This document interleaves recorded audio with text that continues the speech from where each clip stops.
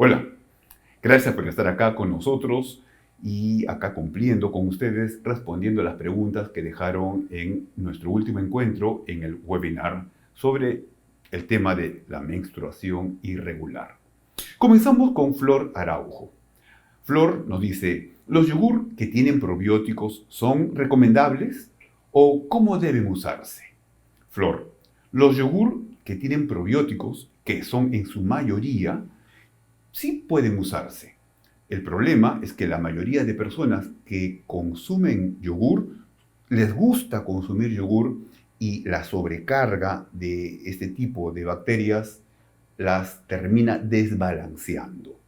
Cualquier probiótico es bueno en la medida que sea más amplia la diversidad de estas bacterias. Ahora, la mayoría de los yogur comerciales no tienen tanto probiótico como a ti te quieren vender. Sí tienen, pero resulta que estos yogur comerciales lo que tienen es mucho saborizante, edulcorante y otros temas que yo te comenté que son sustancias que van a perturbar tu flora intestinal. Si te gusta el probiótico, obviamente, y te gusta el yogur adicionalmente, si quieres consumirlo, prepáralo en casa. Tu leche, hay unos hongos que puedes comprar muy fácilmente en muchos lugares y prepara tu probiótico. Pero recuerda que debes tomarlo no todos los días. Y si adicionalmente te gusta otro tipo de probiótico, como por ejemplo la col fermentada, también. Pero no sobrecargues a tu cuerpo el mismo tipo porque vas a desbalancear tu microbiota. Pasemos a la siguiente pregunta. Nos dejó la seguidora Jenny Osorio. Jenny Osorio nos pone la siguiente pregunta. ¿Por qué tuvieron que hacerme cesárea a los 9 meses y medio para que nazca mi hijo? Porque nunca tuve síntomas de parto, ni dolores, ni ruptura de fuente. Ningún médico me lo sabe explicar. Bueno, dicen que no hay explicación. ¿Es verdad? Bueno, el motivo de la cesárea es que el niño que no nace a los 9 meses está siguiendo una evolución en él, es decir, el niño sigue creciendo y ya no va a ser posible que nazca por vía inferior, o sea, por vía vaginal, y adicionalmente la placenta, es decir, el órgano que le permite vivir, se está envejeciendo y se pone en riesgo la integridad o la vida de tu hijo. Los médicos, los ginecobstetras que ven esto, lo que están pensando es que tu hijo no se dañe. Por eso es la cesárea. Ahora, el por qué sí se puede estudiar desde el punto de vista forense si es que tenemos los cortes microscópicos de tu placenta. Generalmente, el que desencadena el trabajo de parto es el cerebro del feto.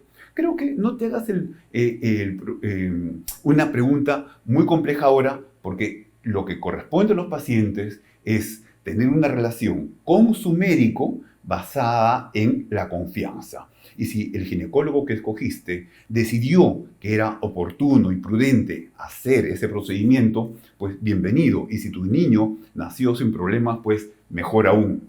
Recuerda que el niño debe nacer a los 9 meses. Después ya no está recibiendo la alimentación que necesita, porque la placenta comienza a envejecerse rápidamente.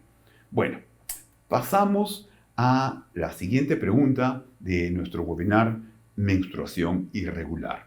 Sofía Susaníbar nos deja esta pregunta. Me pone así.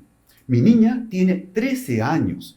Ella empezó a menstruar en enero de este año y regla un mes el día 17, otro mes le llega el 18, al otro mes menstrua el 25 y cada vez menstrua entre 5 y 7 días. La llevé al doctor y me dice que es normal. Sofía, yo te voy a responder algo adicional.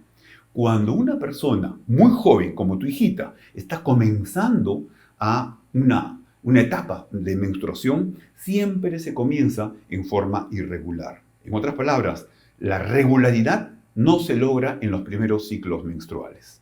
Eso por un lado. Y segundo, comienza a monitorear el sus tiempos de menstruación, cuando comienza y cuando termina. En 6 meses ya debería estar mucho más regular. Si es verdad que la persona no menstrua todos los días el mismo día, mejor dicho, no menstrua todos los meses el mismo día, porque los ciclos menstruales son de 28 días y los días que compone un mes son de 30 o 31, excepcionalmente menos. De tal forma que no tiene por qué coincidir el mismo día calendario. Veamos la siguiente pregunta. De Steffi. Bueno, así nos mandó su pregunta. A mí me dijeron que tenía ovario poliquístico a los 25 años. Desde entonces tomo Diane 35 y ahora soy regular. Y lo sigo tomando. Ya tengo 44 años. Es decir, ya tomó Diane desde los 35 hasta los 44 años. ¿Debería dejarlo o cambiarlo? ¿O por otro anticonceptivo? Le voy a responder a Steffi. Si es que tú, Steffi, lo único que hiciste fue tomar tu anticonceptivo, lo más probable es que dejes de tomar y vuelvas a ser irregular.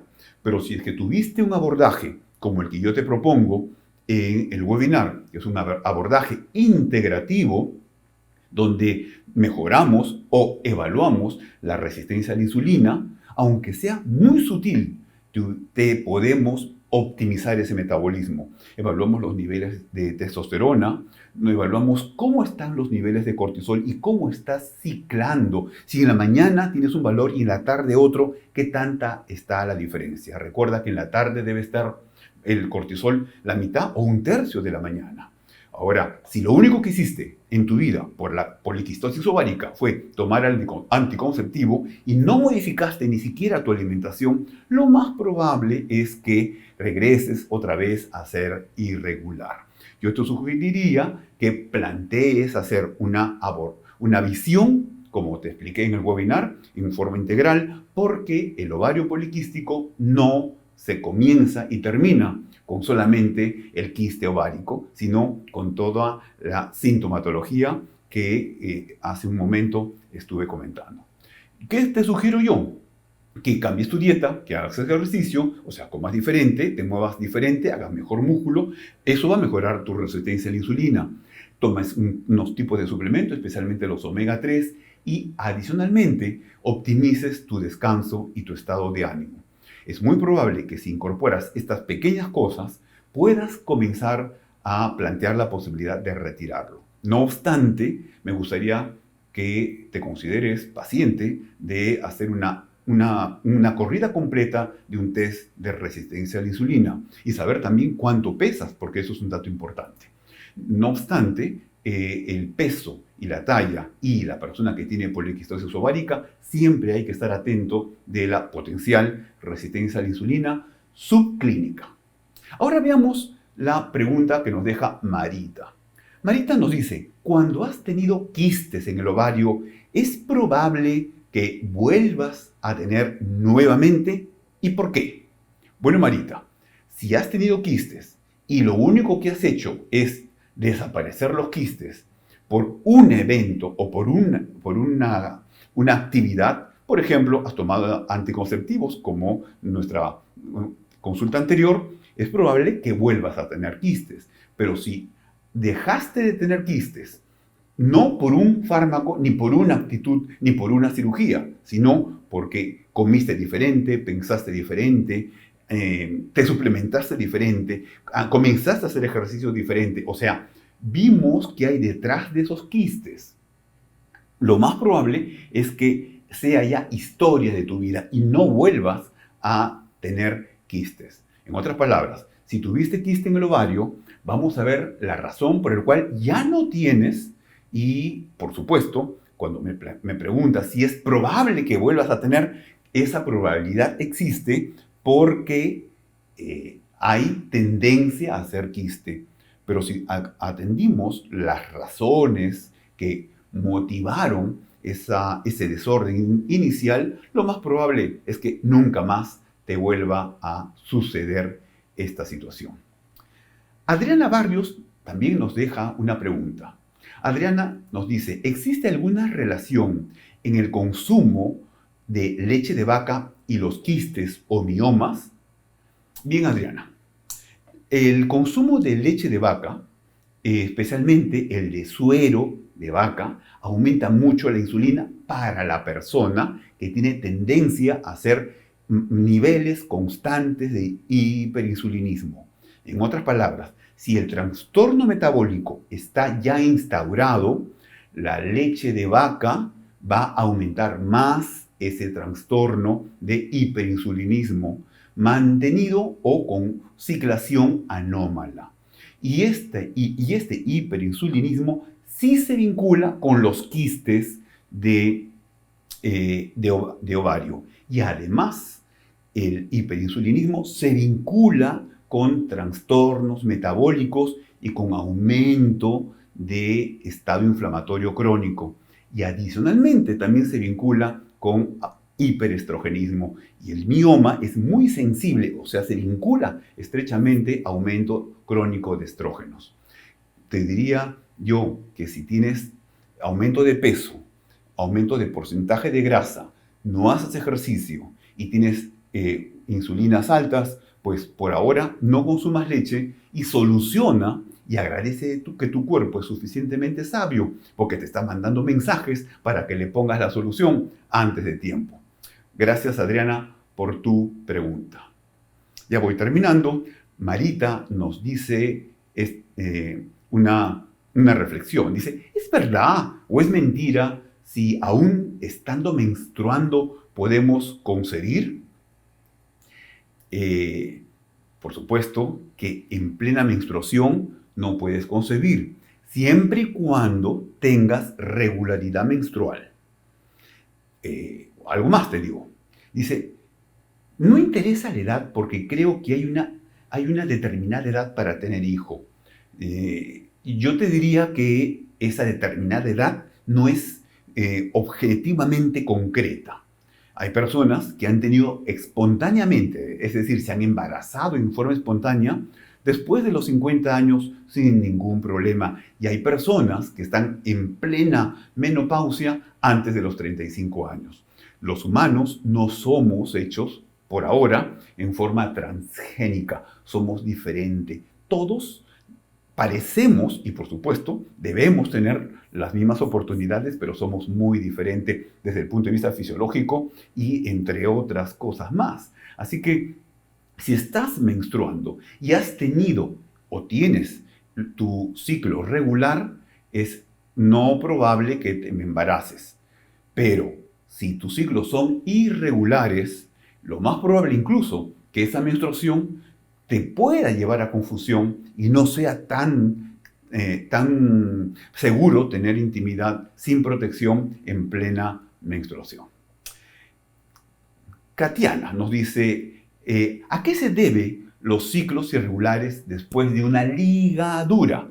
Si antes era normal en tu ciclo.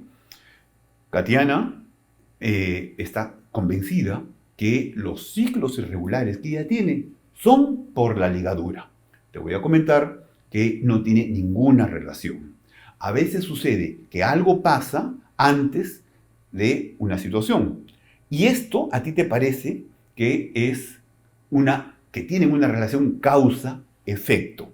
Es como si fuera que yo ahora que estoy contestándote comenzara a llover y yo dijera, ahora la pregunta de Katiana nos ha llevado a la lluvia. No obstante que yo estoy respondiendo a Katiana, pero después de la respuesta comenzó a llover. No obstante, hay una relación en temporalidad, no es una relación causal. Así que la ligadura de que ha sido sometida no ha producido, no tiene relación causal de tu ciclo anormal. Vamos a avanzar con las últimas preguntas. Nos dice Maruja. Maruja nos dejó esta pregunta. En caso de necesitar cirugía para extraer los quistes, ¿qué factores se deben contemplar? Bueno, se deben contemplar los factores que llevaron a esta persona para que haga los quistes.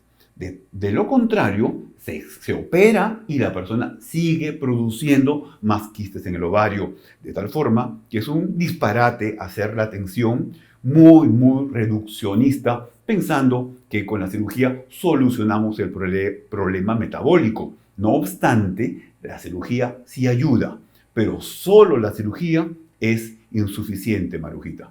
Veamos la pregunta que nos dejó Flor. Flor nos dice, ¿qué sucede cuando se deja de menstruar a temprana edad? Ella dice, temprana edad, una menopausia a los 39 años. ¿En qué perjudica nuestro organismo y cómo suplementarlo? Bueno, Flor, cuando uno deja de menstruar más temprano, en otras palabras, entra en vejez biológica más temprano. Y entonces tienes una caída no solamente de las hormonas vinculadas a la sexualidad, es decir, el estrógeno, progesterona, la testosterona, sino rápidamente entras en la omnipausia. La omnipausia es aquel fenómeno que nos lleva a estar en caída libre luego que sucede el cese de la menstruación. La unipausia es que baja las hormonas tiroideas, aumenta la resistencia tiroidea, comienzas a tener más frío, comienza a bajar todo el sistema hormonal. ¿Qué es qué consecuencia tiene? Que vas a tener más riesgo de osteoporosis cuando tienes una historia de no haberte alimentado en forma óptima cuando eras muy joven.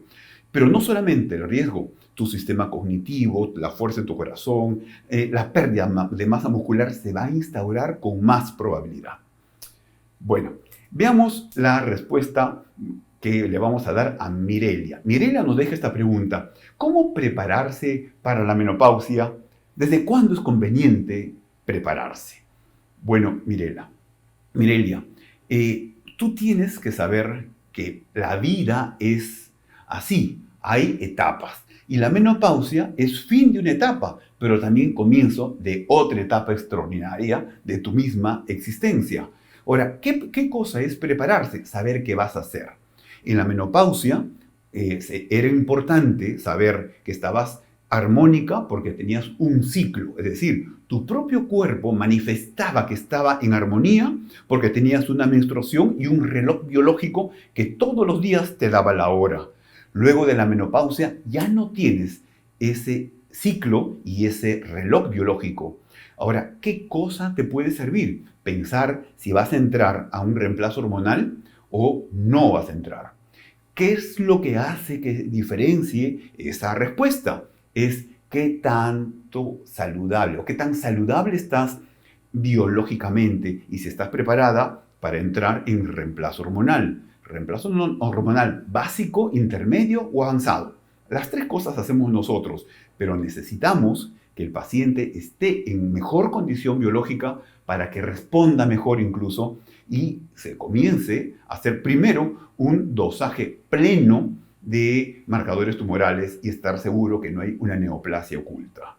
Mirela, el reemplazo hormonal es extraordinario, pero quien lo hace tiene que saber y la persona que lo toma también tiene que saber y comprometerse porque esto es saludable, pero es muy serio no tomarlo en cuenta cuando quieres optimizar tu vida y lo que te queda de vida, por supuesto, luego de la menopausia, que es bastante. En la actualidad, más tiempo vas a vivir después de la menopausia que antes de esta situación. Veamos la pregunta que nos dejó Ruth Campo. Ruth Campo nos dice, cuando pasó un año y ya la menstruación se retiró, ¿cómo tratar los bochornos, palpitaciones y estos síntomas propios de la menopausia? ¿Cuándo lo tenemos que tratar? Le respondo a Ruth Campo. Cuando te molestan. Si te molestan, deben recibir tratamiento. Y también deben recibir tratamiento cuando tú no tienes factores de riesgo, como por ejemplo haber tenido una neoplasia muy cercana a esta etapa. Si has tenido una neoplasia cuando eras muy niñita y has sobrevivido, no se vincula y te podemos dar reemplazo hormonal. El reemplazo hormonal no genera neoplasia, pero el reemplazo hormonal sí puede prender una que ya está. Ahora, los bochornos y las palpitaciones son síntomas que tú presentas o anuncias como disconfort y se pueden ver incluso en las sábanas de tu cama, que pueden incluso mojarse con las sudoraciones. ¿Qué te diría yo? Evaluemos, conversemos y en función a lo que tú busques, cómo estés cómoda y qué estés dispuesta a hacer. Recuerda que si iniciamos reemplazo hormonal, debería ser de por vida desde mi perspectiva. Ahora, hay personas que en esta transición, para bajar este síndrome de disconfort por la transición en la menopausia, toman transitoriamente hormonas y después las dejan. Yo creo que lo que debemos hacer es iniciar reemplazo hormonal, por supuesto, monitoreando responsablemente una situación que tenemos que asumir como un compromiso de persona madura. Bien, el inicio del reemplazo hormonal para la longevidad. Ruth Campo también nos dejó una pregunta. Ruth nos dejó esta pregunta. ¿Qué exámenes se puede realizar para saber cómo están las hormonas en la menopausia? Ruth, es muy sencillo. Hay que dosar justamente las hormonas que juegan mucho en los ciclos menstruales, que son la LH, la FSH, el estrógeno, la progesterona y la testosterona, sabiendo en qué situación de tu ciclo o ya no ciclo estás. ¿Por qué? Porque las medidas que tú quieres instalar va a depender si es que a ti te molestan o no te molestan. No está la solución corregir el laboratorio. La solución está en atender lo que tú estás buscando. Si tú estás muy contenta y estás muy feliz y no tienes ninguna incomodidad, pues no debes hacerte ningún tipo de modificación. Si quieres optimizar tu vida, optimizar tu longevidad, mejorar tu reserva cognitiva, obviamente el planteamiento es diferente. Si es optimizar comenzando con el reemplazo hormonal. Bueno, y para terminar, tengo la pregunta de José Lipaz. Lipaz nos dice, ¿qué tan contraproducente es que una mujer que haga pesas en plena menstruación, incluso se esfuerzan más? Yo te diría que no es contraproducente, en absoluto, siempre y cuando a ella o la persona que está haciendo el ejercicio sienta que no le molesta. Desde el punto de vista de mi experiencia, no le produce ningún de menos. Incluso te podría decir que fluye más rápido lo que está bajando con la menstruación. Negativamente, ninguno. Y si alguna persona siente que le malogra, le perturba y siente incomodidad, esa persona, solo esa persona es la que debe restringir un poco su actividad deportiva. Desde mi punto de vista, el inicio de la menstruación comienza, mejor dicho, los primeros días que son de sangrado de los ciclos menstruales, comienza a elevarse el estrógeno. Yo creo que deberían hacer el mejor esfuerzo los primeros 15 días del ciclo menstrual porque el estrógeno va subiendo y en la mujer el estrógeno es extraordinario anabolizante y le permite hacer el mejor de los esfuerzos en su rutina. Bueno, espero que les haya satisfecho estas respuestas. Estamos atentos a sus comentarios. Muchas gracias por seguirnos hasta este punto. Inscríbete en este canal de YouTube, comparte el video y también síguenos por nuestra página de Facebook, Dr. David Ruiz Vela. También permíteme saber qué te está induciendo la reflexión, estas cositas que hemos compartido contigo, estas reflexiones que son respuestas a las preguntas de nuestro webinar. Hasta pronto, chao.